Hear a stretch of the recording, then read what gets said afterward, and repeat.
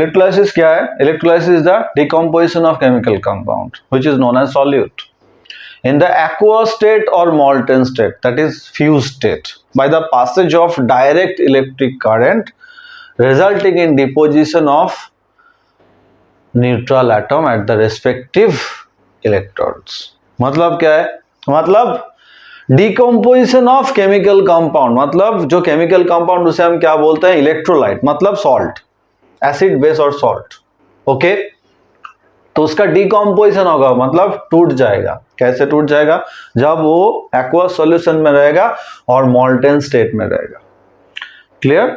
तो molten state में और एक्वस सॉल्यूशन स्टेट में जब रहेगा तो टूट जाएगा। कैसे टूट जाएगा? Bye the passage of direct electric current, मतलब एसी नहीं, डायरेक्ट डीसी करंट देना पड़ेगा।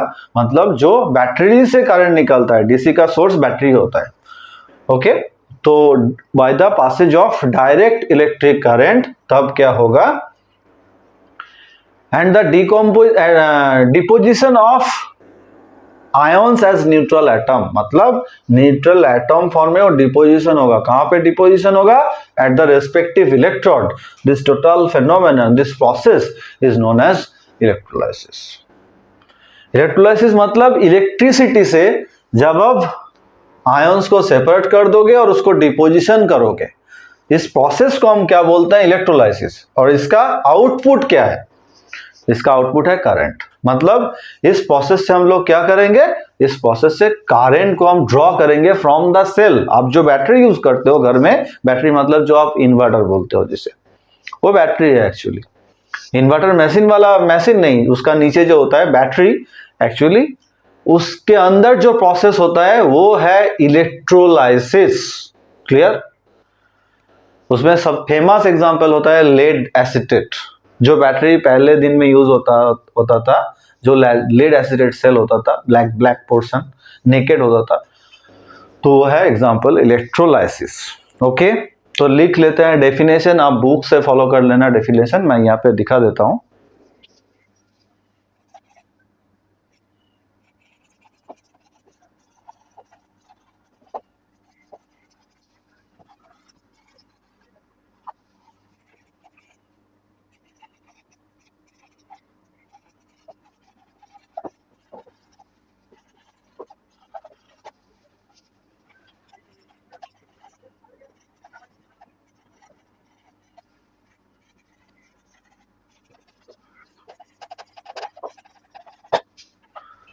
तो डेफिनेशन यही है, decomposition of chemical compound which is also known as solute in the aqueous or molten state is known as fused state. You know that by the passage of direct electric current resulting in deposition of ions as neutral atoms at the respective electrode, मतलब respective electrode में neutral atoms form में वो deposition होगा। कौन deposition होगा? जो ions form हुआ। कैसे फॉर्म हुआ? Bye the passage of direct electric current. किसको आप डायरेक्ट इलेक्ट्रिक करंट पास करोगे? सॉल्यूट को, जो केमिकल कंपाउंड है। किस फॉर्म में डायरेक्ट इलेक्ट्रिक करंट पास करोगे? जो मोल्टेन स्टेट और एक्वस सॉल्यूशन स्टेट में होगा। तो ये टोटल फेनोमेनन को हम क्या बोलते हैं? इलेक्ट्रोलाइसिस। तो देख लेते हैं भाई, केमिकल इक्वेशन देख लेते हैं। सपोज एक केमिकल कंपाउंड है नोन एज सॉल्यूट, तो वो है NaCl। ओके,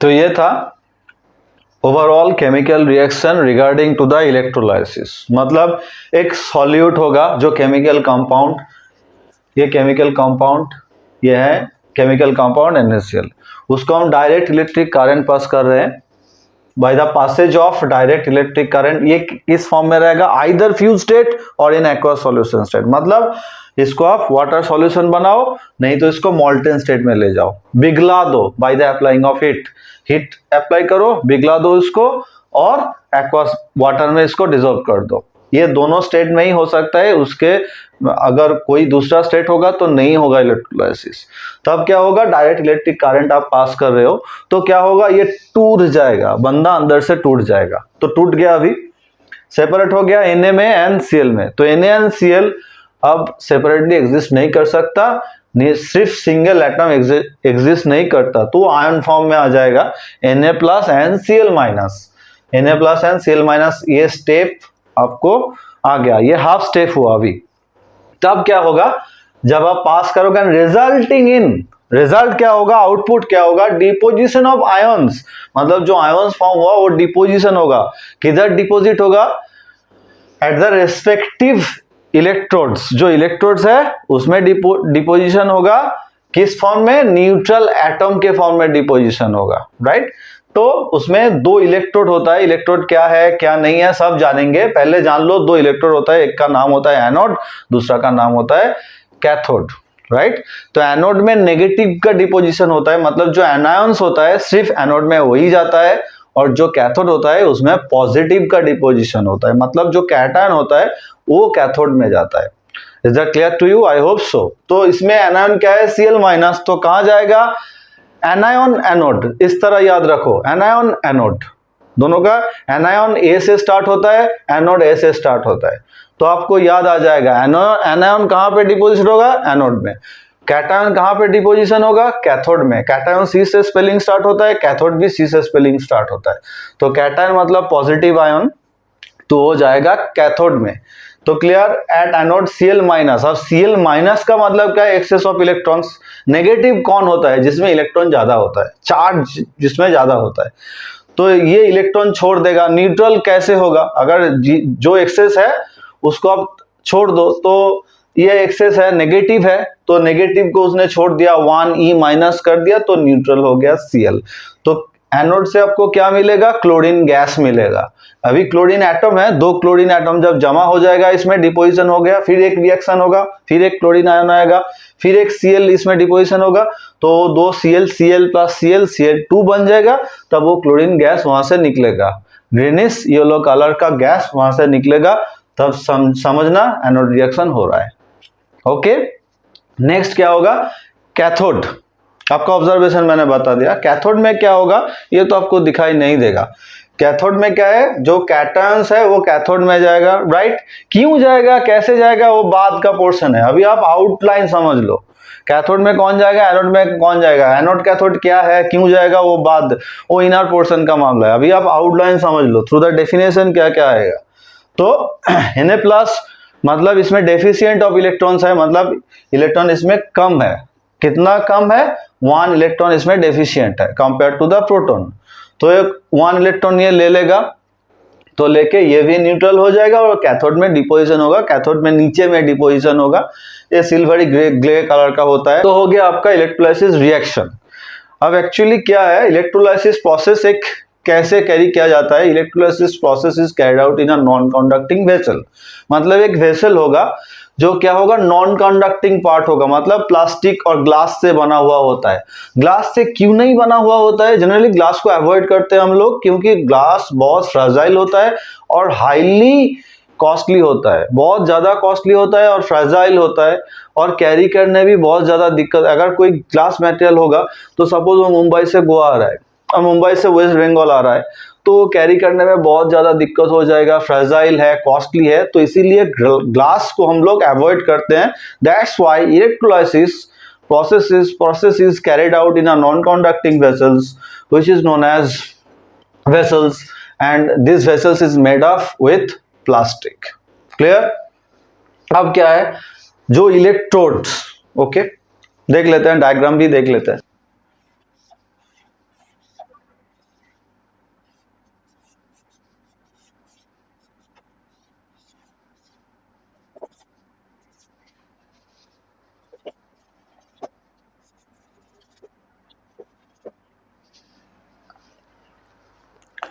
तो यह है फुल्ली प्रोसेस, इसमें एक वेसल्स है which is non conducting vessels made up with plastic से प्लास्टिक, ओके। तो इसमें एक सॉल्यूट है, मतलब एक केमिकल कंपाउंड है, उसका एक सॉल्यूशन है, whatever it is, chemical compound होना चाहिए, मतलब ये एसिड भी हो सकता है, generally ionic compounds, not the covalent compound, ये आयनिक कंपाउंड होना चाहिए। तो इसका क्या है, एक्वा सॉल्यूशन और मॉल्टेन स्टेट में ये रहेगा, ये एक्वा सॉल्यूशन होगा तो बेहतर रिजल्ट देगा, क्योंकि उसमें आयोनाइजेशन बहुत फास्ट होता है एक्वा सॉल्यूशन में। ओके, तो मतलब वाटर सॉल्यूशन होना चाहिए उसका। तो वाटर सॉल्यूशन इसमें है, ये देखो। अब ये 2 मेटालिक प्लेट होगा।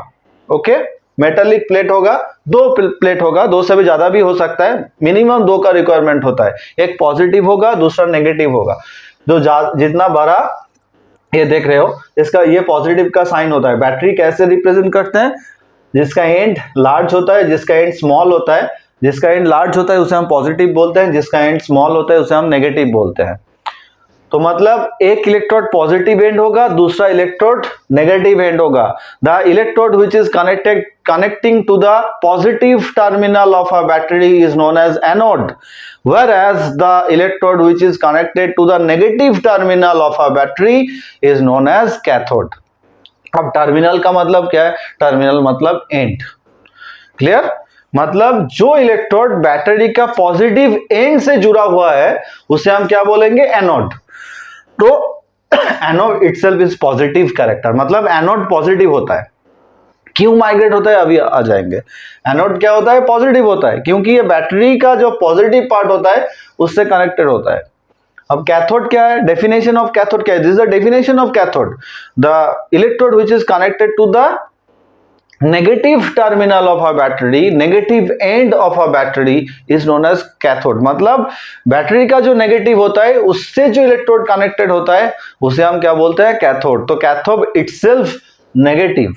अब क्लियर हो गया क्यों एनोड में नेगेटिव जाता है? Because anode itself positive. अब पॉजिटिव नेगेटिव को ही अट्रैक्ट करेगा। ये खुद पॉजिटिव है, इसमें प्लस है, तो नेगेटिव को ही अट्रैक्ट करेगा। Two opposite charge attract each other and same charge repel each other। ये क्लास 9 में ही हम लोग पढ़ चुके हैं। Same charge attract repel each other and opposite charge क्या होता है? Attract each other। तो ये पॉजिटिव है, that's why it attracts negative, that's why anions migrate towards the anode। Clear? And इसका एनोड नाम क्यों है? बिकॉज anions माइग्रेट होता है इस पे, तो इसीलिए इसका नाम होता है एनोड। एंड कैथोड क्या है? व्हिच इज इटसेल्फ नेगेटिव, क्योंकि बैटरी का नेगेटिव टर्मिनल से जुड़ा हुआ होता है। तो दैट्स व्हाई अट्रैक्ट्स पॉजिटिव। जो सॉल्यूशन में पॉजिटिव नेगेटिव होता है तो पॉजिटिव को खींच लेता है। क्लियर? क्योंकि इटसेल्फ इट्स अ नेगेटिव, ये नेगेटिव होता है माइनस। क्लियर? तो पॉजिटिव को खींच लेता है, that's why its name is cathode. क्योंकि cation migrates towards it, cation इसके तरफ जाता है, खींच के जाता है, अट्रैक्शन होके जाता है। That's why its name is cathode. नाम क्यों है? क्यों प्लस है? कौन सा माइनस है? और क्लास हायर क्लास में आप लोग जानोगे जब आप बीएससी में जाओगे, केमिस्ट्री अगर आप लोगे तो देखो एनोड को सिर्फ लेफ्ट हैंड साइड में ही प्लेस करना होता है, और कैथोड को जो बैटरी का रिप्रेजेंट होता है, इलेक्ट्रोलाइटिक सेल का रिप्रेजेंटेशन होता है, एनोड को पहले किया जाता है, बाद में कैथोड को किया जाता है। Is that clear to you? Okay, तो हो गया आपका सेल। अब आते हैं definition of anode and cathode, वो तो हो गया। अब आते हैं definition of electrode. In general electrode 2 तरह का होता है, कैथोड एंड एनोड। इलेक्ट्रोड हम किसे बोलते हैं? एनोड कैथोड तो समझ में आ गया। इलेक्ट्रोड हम किसे बोलते हैं? Through which current can enter और लीव फ्रॉम द सॉल्यूशन। मतलब इसके थ्रू करंट एंटर होता है और लीव होता है। मतलब देखो मजे की बात यह है, इसको ऑपरेशन करने के लिए आपको बैटरी से करंट देना पड़ेगा। अगर करंट दोगे तो ये करंट प्रोड्यूस करेगा। बहुत मजेदार पार्ट है ये। क्लियर? मतलब पहले इसको चालू करने के लिए इसको करंट देना पड़ेगा, क्योंकि जो कंपाउंड होता है NaCl, इसको तोड़ने के लिए करंट लगेगा। जब ये पूरा टूट जाएगा तब ये करंट फिर से ये खुद से देने लगेगा। This is the ultimate part. मतलब अब आते हैं जो फोन आप चार्ज करते हो, ये वेट सेल होता है, मतलब ये सॉल्यूशन में होता है, वो ड्राई सेल होता है। क्या बोलते हैं? Lithium ion battery. मतलब वो ड्राई सेल है, उसमें कोई पानी वाला इशू नहीं है, राइट? उसमें पानी नहीं होता। और ड्राई सेल आप बाद में भी पढ़ोगे, जब हायर क्लास में क्लास 12 में आप शायद पढ़ोगे, नहीं तो आप सिर्फ बीएससी में ऑनर्स में जाओगे तब पढ़ोगे। तो क्या है? ड्राई सेल में एमोनियम क्लोराइड होता है, बट ये लिथियम आयन बैटरी होता है। जब आप चार्ज करते हो मतलब वो आयंस में सेपरेट कर रहे हो मॉलिक्यूल्स को। लिथियम Li+, आप फॉर्म करते करते जा रहे हो जब आप उसमें चार्जिंग लगा रहे हो। तो फुल चार्ज हो गया मतलब जितना भी मॉलिक्यूल्स था लिथियम का सब डिस्टर्ब टूट गया, उसमें lithium plus 1 lithium plus 1 lithium plus 1 form हो गया। जब आप उसको यूज कर रहे हो मतलब आप यूजेस का बारी आया, मतलब आप डिस्चार्ज होने लगेगा, तब क्या होगा, वो इलेक्ट्रॉन लेगा न्यूट्रल होकर डिपॉजिट होगा, इलेक्ट्रॉन लेगा न्यूट्रल होकर डिपॉजिट होगा, तब वो करंट प्रोड्यूस करेगा। और आप देख सकते हो कोई भी लैपटॉप फोन जो भी है, this is the main mechanism. Clear, मतलब जब आप करंट दोगे तो ये टूटेगा, जब ये टूट जाएगा फुल टूट जाएगा, सपोज यहाँ पे 100 मॉलिक्यूल्स है, फुल तो नहीं होता 100%, केमिस्ट्री में कभी भी पॉसिबल नहीं है, तो जो आयोनिक कंपाउंड है उसे हम समझ लेते हैं, एज्यूम कर लेते हैं 100% होता है, लेकिन नहीं होता। ओके, तो क्या है, सपोज ये 100 मॉलिक्यूल्स टूट गया, तब आपका फुल चार्ज हो गया, तब ये बैटरी अब यूज करने के लायक हो गया। ओके, तब जब ये फिर से डिपोजिशन होगा, ये जो इलेक्ट्रॉन, ये इलेक्ट्रॉन ले रहा है छोड़ रहा है, जब ये इलेक्ट्रॉन यहां से यहां तक रोटेशन होगा, इलेक्ट्रॉन रोटेशन मींस करंट, आप करंट में पढ़ोगे इलेक्ट्रिसिटी। इलेक्ट्रिसिटी क्या है, आप स्विच दे रहे हो और बाल्ब जल रहा है, क्यों, क्योंकि जो बाल्ब से इलेक्ट्रॉन बोर्ड तक आ रहा है, क्योंकि ये हायर वोल्ट है, ये लोअर वोल्ट है, 220 वोल्ट बोलते हैं ना हम लोग, थोड़ा सा नॉलेज देता है। 220 वोल्ट क्या है, the potential difference between the object and the source of electricity is 220, मतलब उन दोनों का डिफरेंस, वोल्टेज का डिफरेंस है 220, मतलब एक जीरो है एक प्लस 220 है, तभी 220 होगा। अब प्लस कौन है, जहां से सोर्स इलेक्ट्रिसिटी है, क्योंकि ये तो जीरो है, जो अभी बंद है, सपोज एक बल्ब अब जला रहे हो, बंद है मतलब वो जीरो है, तो मतलब जो स्विच है वो प्लस है, तभी डिफरेंस दोनों का 220 आएगा। नेगेटिव होगा तो माइनस 220 हो जाएगा, तो करंट नहीं प्रोड्यूस करेगा। तो मतलब switch board, suppose switch board is a plus 220 and the bulb is zero, तो इलेक्ट्रॉन आएगा बल्ब से बोर्ड में।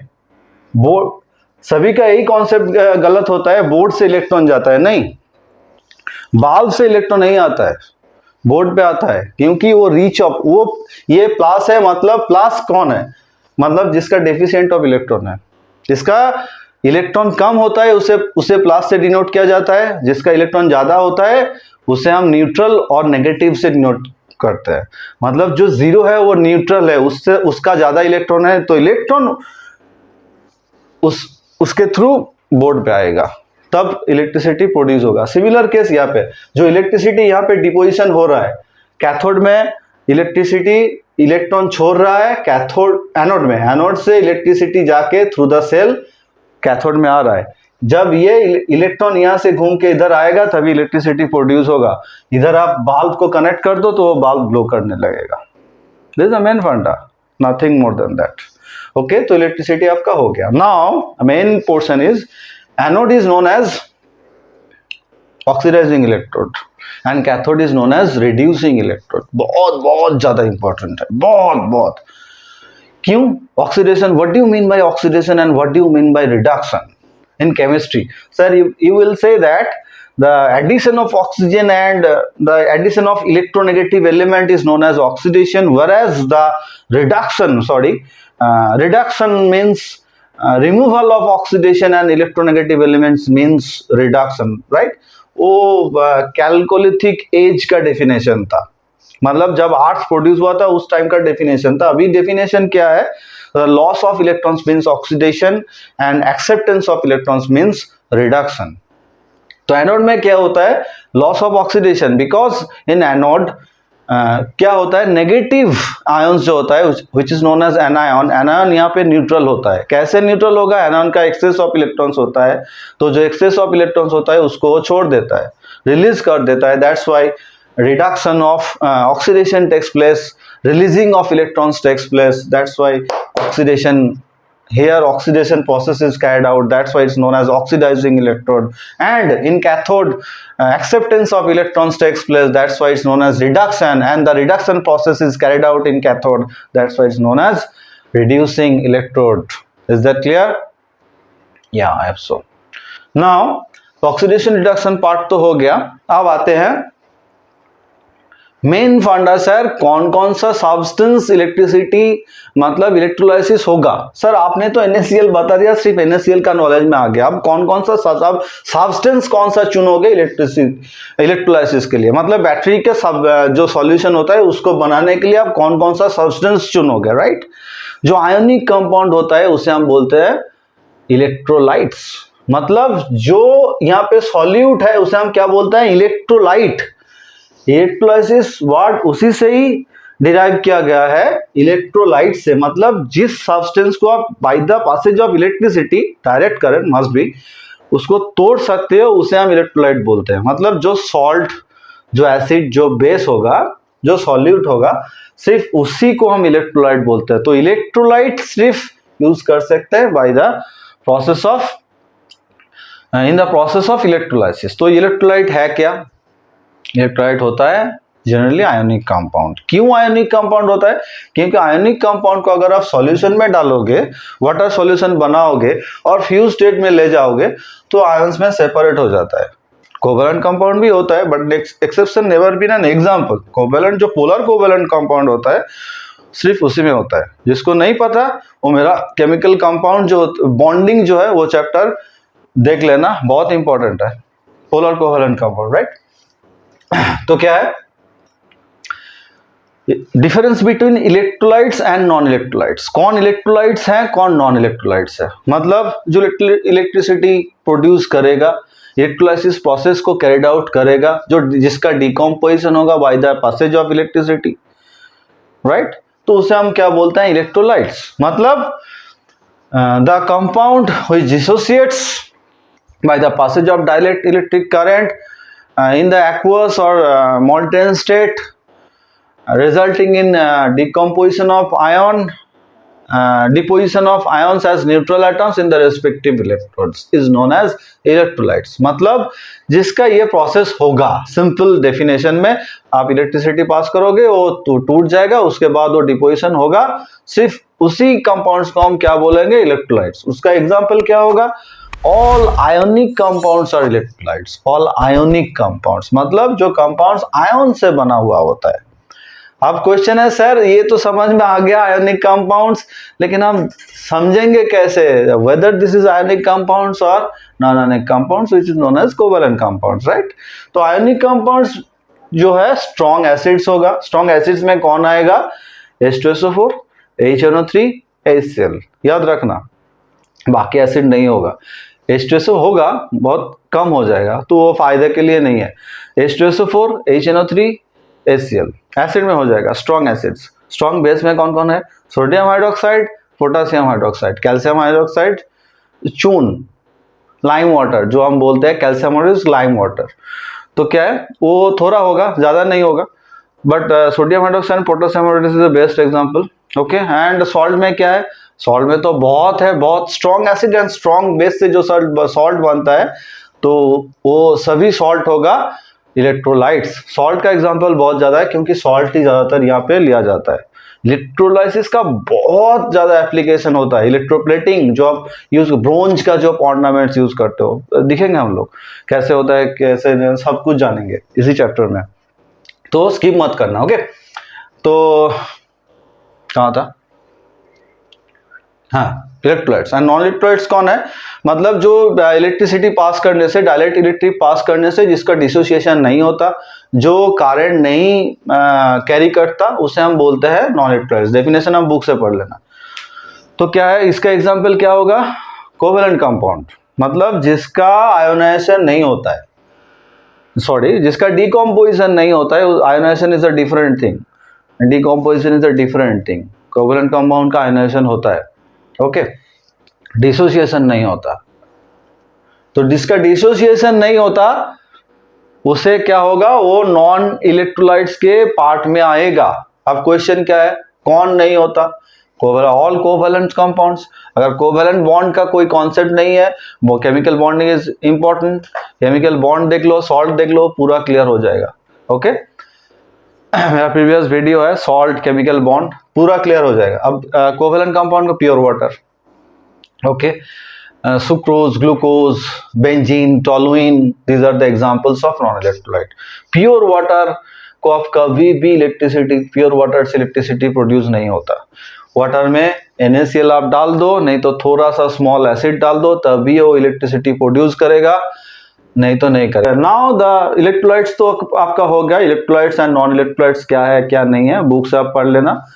नहीं समझ में आया तो फिर से बताना कमेंट्स में। अब है इलेक्ट्रोलाइट्स का भी दो पार्ट होता है, strong electrolytes and weak electrolytes. अब स्ट्रॉन्ग इलेक्ट्रोलाइट्स क्या है? स्ट्रॉन्ग इलेक्ट्रोलाइट्स मतलब the substance, the electrolytes which allows large amount of current to pass through them. मतलब जो इलेक्ट्रोलाइट्स है वो क्या होता है, उसके अंदर बहुत सारा करंट उसमें अलाउ करता है पास करने के लिए, उसे हम बोलते हैं स्ट्रॉन्ग इलेक्ट्रोलाइट्स। तो इसका मतलब क्या है?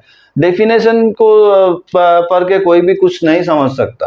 तो मतलब सपोज ये स्ट्रॉन्ग इलेक्ट्रोलाइट्स है, तो क्या होगा, ये लार्ज अमाउंट ऑफ करंट इसके थ्रू पास करने देगा, यही डेफिनेशन है। लेकिन क्यों देगा, क्वेश्चन तो ये भी है ना, क्यों देगा? क्योंकि इसमें कैरेक्टर है, सपोज मैंने पहले ही बता दिया, जो स्ट्रॉन्ग आयोनिक कंपाउंड होता है सिर्फ वही होता है स्ट्रॉन्ग इलेक्ट्रोलाइट। स्ट्रॉन्ग जो आयोनिक कंपाउंड होता है, क्योंकि वो क्या होता है 100%, जनरली अबाउट टू 100%, मतलब फुल 100% तो नहीं होता। सपोज इसमें 100 मॉलिक्यूल्स है, 99% इसमें डिसोसिएशन हो गया, मतलब 99% जिसका आयोनाइजेशन होगा। मैं ये एग्जाम्पल ले रहा हूँ, आप लिख मत देना 99%, मतलब ऑलमोस्ट 100%। 90 भी हो सकता है, 92 भी हो सकता है, 98 भी हो सकता है। एक किताब में कहीं पे भी नहीं मिलेगा, ये प्रैक्टिकल सेंस है। मतलब ऑलमोस्ट डिसोसिएट्स फॉर्म में जो रहता है उसे बोलते हैं स्ट्रॉन्ग इलेक्ट्रोलाइट। मतलब सपोज 100 मॉलिक्यूल्स है, 100 मॉलिक्यूल्स डिवीजन हो गया 100 Na 100 Cl, तब उसे बोलते हैं स्ट्रॉन्ग इलेक्ट्रोलाइट्स। अब क्वेश्चन है वीक इलेक्ट्रोलाइट्स किसे बोलते हैं? which does not allow current, large amount of current to pass through them। मतलब जो लार्ज करंट को पास करने नहीं देता, लार्ज अमाउंट करंट पास करने देता है, स्मॉल अमाउंट देता है, तो उसे हम क्या बोलते हैं? Weak electrolyte. जो कंपाउंड क्या होता है, आयोनिक कंपाउंड होता है, वीक होता है। और जो स्ट्रॉन्ग इलेक्ट्रोलाइट्स होता है उसमें क्या होता है, ओनली आयंस रहता है, ओनली आयंस। और जो वीक इलेक्ट्रोलाइट होता है उसमें क्या है, मॉलिक्यूल्स एंड आयंस दोनों ही होता है। बहुत ज्यादा इंपॉर्टेंट है, आईसीएसई में बोर्ड से यही से क्वेश्चन आता है, छोटा छोटा स्मॉल पार्ट। यही से मल्टीपल चॉइस जो होता है आपका 15 मार्क्स शायद होगा, और 15 मार्क्स यही से आएगा। क्लियर? मतलब यही सारा बीच बीच से कोई क्वेश्चन उठा के ले जाएगा। स्ट्रॉन्ग इलेक्ट्रोलाइट्स में क्या कंटेंट होता है, वीक इलेक्ट्रोलाइट्स में क्या कंटेंट होता है। ओके, मॉलिक्यूल्स, आयंस ओनली, ऐसा कुछ ऑप्शंस देगा आपको, अगर नहीं पता होगा तो आप तो गए हो। ओके, नाउ एग्जांपल क्या है? All strong ionic compounds are examples of strong electrolyte. Strong ionic compound NaCl, NaBr, NaI, मतलब strong acids, strong base, and the salt of strong acids and strong base are the examples of ionic compound. और भी salt होगा, strong electrolyte और भी salt का example है। Strong acid strong base का बना हुआ सॉल्ट तो है ही, लेकिन the salt made up with strong acid must be.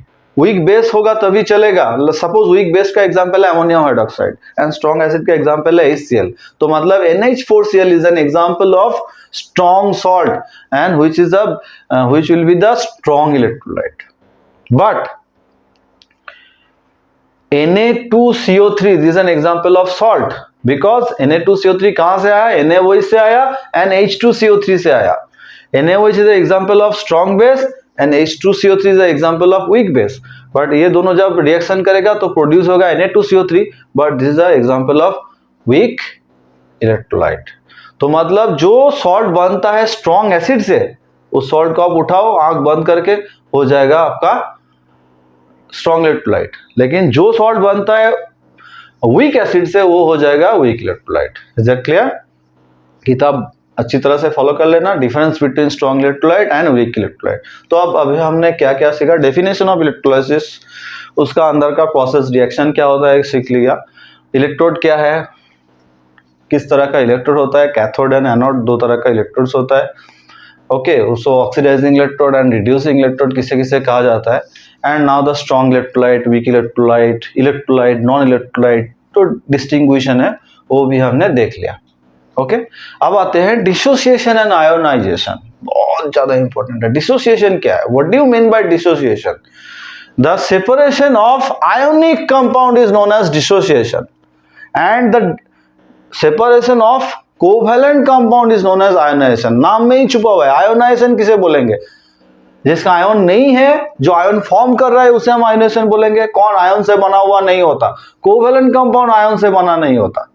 Ionic compound ion से ही बना हुआ होता है, इसीलिए हम उसे आयोनाइजेशन नहीं बोल सकते। उसे हम क्या बोलेंगे? डिसोसिएशन, मतलब तोड़ देना। वो आयन से बना हुआ होता है, उसे तोड़ दो, उसे हम आयोनाइजेशन नहीं बोलते। आयोनिक कंपाउंड का जो तोड़ देना प्रोसेस होता है, टूटना प्रोसेस होता है, उसे हम आयोनाइजेशन नहीं बोल सकते, उसे हम बोलते हैं डिसोसिएशन। और जो कोवैलेंट कंपाउंड होता है उसको तोड़ना, उसे हम क्या बोलते हैं? आयोनाइजेशन, बिकॉज वो आयंस में फॉर्म होता है उसके बाद टूटता है। क्लियर? श्योर? अब क्वेश्चन है आयोनिक कंपाउंड कैसे सेपरेशन होता है एंड कोवैलेंट कंपाउंड कैसे सेपरेशन होता है, राइट? आयनिक कंपाउंड सेपरेशन तो होता है, आयंस मॉब होगा तभी इलेक्ट्रोलाइसिस प्रोसेस होगा। Ions is the most important part. तो दो प्रोसेस में होता है। एक होता है वाटर के सॉल्यूशन आप कर दो, नहीं तो मॉल्टन स्टेट में ले जाओ। अब क्वेश्चन है मॉल्टन स्टेट में, सपोज ये NaCl है, NaCl है, इसको मॉल्टन स्टेट में आप ला रहे हो, तो क्या कर रहे हो?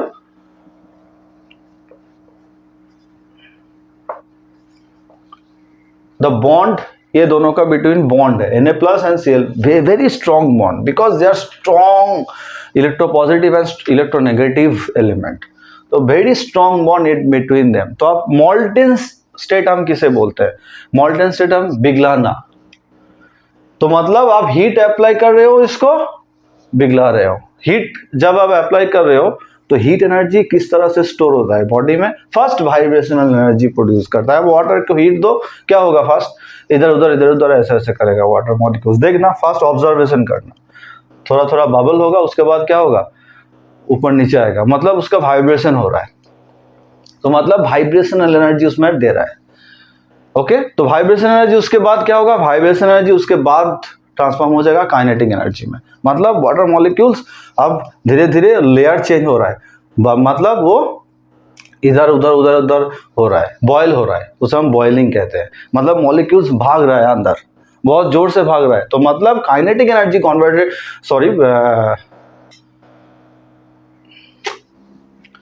पहले वाला एनर्जी क्या था? तो भूल गया, जो था वो काइनेटिक एनर्जी में कन्वर्ट हुआ। Okay, vibration energy and rotation energy क्या हुआ? काइनेटिक एनर्जी में कन्वर्ट हो गया।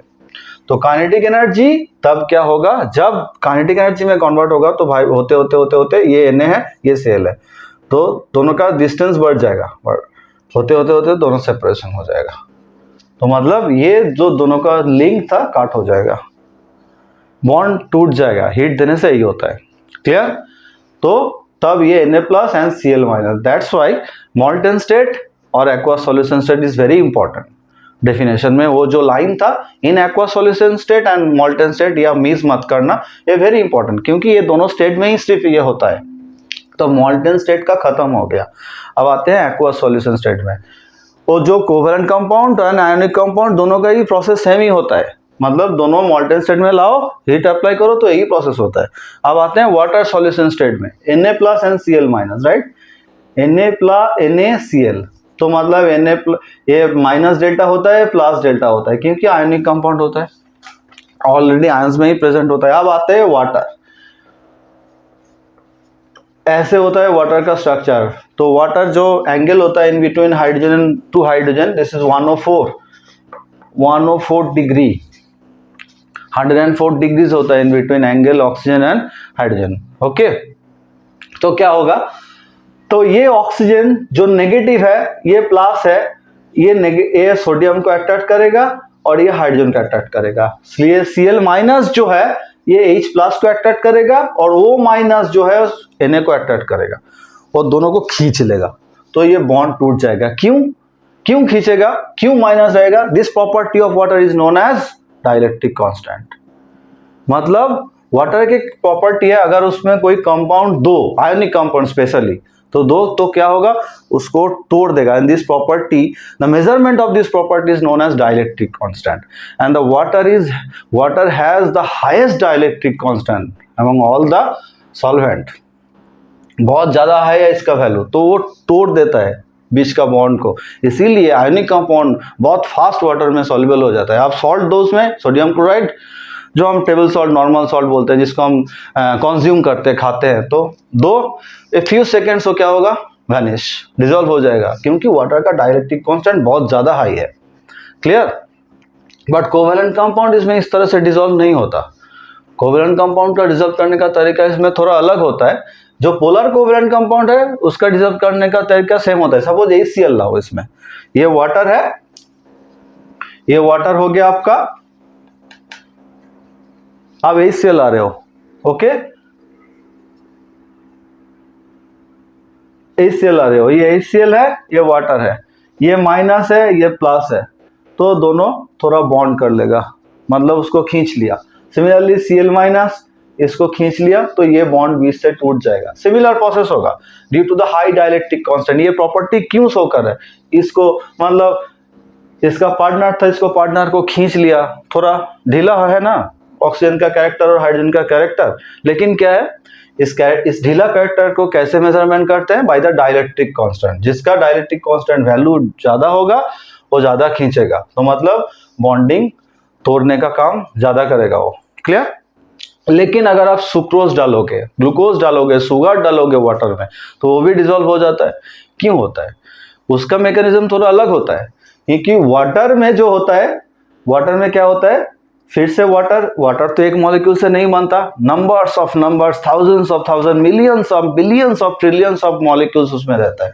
तो फिर से एक ऑक्सीजन आएगा, इधर होगा, ऐसे ऐसे चलता ही जाएगा चेन, मतलब ये होता है हाइड्रोजन बॉन्डिंग। ओके, इसे हम क्या बोलते हैं, हाइड्रोजन बॉन्डिंग, बहुत ज्यादा इंपॉर्टेंट है। तो इस मॉलिक्यूल के बीच में सपोज दो मॉलिक्यूल्स में एक गैप रह जाता है, ओके, थोड़ा इंटरमॉलिक्यूलर डिस्टेंस जिसे हम बोलते हैं। इंटरमॉलिक्यूलर डिस्टेंस क्या बोलते हैं, मॉलिक्यूल के बीच में जो गैप होता है, उस गैप में शुगर घुस जाता है। कोई बॉन्डिंग तोड़ने का काम वहां पे नहीं होता, वो गैप में घुस जाता है, डिसॉल्व हो जाता है। क्लियर? इसलिए थोड़ा टाइम ज्यादा लगता है। ओके, तो इलेक्ट्रोलाइसिस से मैंने थोड़ा दूर चला गया था, अभी बैक ऑन ट्रैक नाउ। तो क्या है, तो डिसोसिएशन एंड आयोनाइजेशन कैसे होता है प्रोसेस, वो मैंने समझा दिया for the ionic compound and covalent compound. Ionic compound कैसे डिसॉल्व होता है वाटर में, जब उससे वाटर सॉल्यूशन बनाओगे तो क्यों आयंस फॉर्म करता है, और जब आप मॉल्टन स्टेट में जाओगे क्यों वो आयंस फॉर्म करता है, वो मैंने बता दिया रिजल्ट। Okay, sure. अब आते हैं metallic conductance and electrolytic conductance. मतलब हम लोग क्या पढ़ रहे हैं, करंट पढ़ रहे हैं, अभी करंट पढ़ रहे हैं ना। तो करंट का मतलब दो तरह का होता है। इलेक्ट्रिसिटी मैंने अभी बताया, स्विच दिया बोर्ड पे, बल्ब जल गया, तो वो होता है मेटालिक कंडक्टेंस। हम लोग अभी जो पढ़ रहे हैं वो है इलेक्ट्रोलाइटिक कंडक्टेंस। मतलब अब जो कंडक्शन ऑफ इलेक्ट्रिसिटी हो रहा है by the process of electrolysis, उसे हम क्या बोलते हैं, इलेक्ट्रोलाइटिक कंडक्टेंस। अब मेटालिक कंडक्टेंस क्या है, conductance process is carried out by the metallic conductor, then उसे हम क्या बोलेंगे, मेटालिक कंडक्टेंस। कंडक्टेंस दो तरह का होता है। ओके, मेटालिक कंडक्टेंस के थ्रू एसी करंट पास होता है, प्रोड्यूस होता है, एंड इलेक्ट्रोलाइसिस कंडक्टेंस के थ्रू डीसी करंट प्रोड्यूस होता है। दिस इज द मेन फंडा। अब एसी डीसी क्या है वो बाद में सीखेंगे, अभी नहीं है तुम्हारा part. Okay, now mainly difference क्या है, द मेटालिक कंडक्टेंस के जो पार्ट होता है उसमें सिर्फ फ्री इलेक्ट्रॉन्स जो होता है वही पास करता है। सपोज एक मेटल्स है एल्यूमिनियम, एल्यूमिनियम से वायर बनता है कॉपर से कॉपर Cu, इसका फ्री इलेक्ट्रॉन क्या है, इसका फ्री इलेक्ट्रॉन होगा 2 और 1, वट एवर इट इज, 2 और 1 जनरली 2 होता है। मतलब इसका जो आउटर मोस्ट इलेक्ट्रॉन है, एल्यूमिनियम के केस में आप लोग समझ जाओगे, एल्यूमिनियम का एटॉमिक नंबर है 13, तो इलेक्ट्रॉनिक कॉन्फ़िगरेशन बनाओ 2, 8 एंड 3, मतलब इसका जो आउटर मोस्ट इलेक्ट्रॉन है उसे हम बोलते हैं फ्री इलेक्ट्रॉन्स। तो मतलब उसका सरफेस में इलेक्ट्रॉन रहेगा, तो इलेक्ट्रॉन एक एंड से दूसरे एंड पे जाएगा, उसे हम ऐसे होता है मेटालिक कंडक्टेंस। बट इलेक्ट्रोलाइसिस क्या होता है, आयंस माइग्रेट होता है टोटली डिफरेंट थिंग। आयंस कैसे माइग्रेट होता है, एनोड से कैथोड जाएगा, सॉरी सॉल्यूशन से एनोड में जाएगा, सॉल्यूशन से कैथोड में जाएगा, उसे हम बोलते हैं मेटालिक कॉन्डक्ट्स। तो डिफरेंस क्या है, main difference, the process is carried out by only free electrons, and for electrolytic conductance the process is carried out by the actual migration of ions। इसमें मास का माइग्रेट होता है, इलेक्ट्रोलाइसिस प्रोसेस में मास का migrate होता है, mass actually transfer from one end to the other end. मतलब suppose Na plus यहां से यहां तक ट्रांसफर हो रहा है, कैथोड में ट्रांसफर होता है, मास ट्रांसफर हो गया इसका। तो इलेक्ट्रोलाइटिक कंडक्टेंस में मास का ट्रांसफर होता है, मेटालिक कंडक्टेंस में मास का ट्रांसफर नहीं होता। Okay, this is the main two difference. और भी डिफरेंस है, किताब से पढ़ लेना।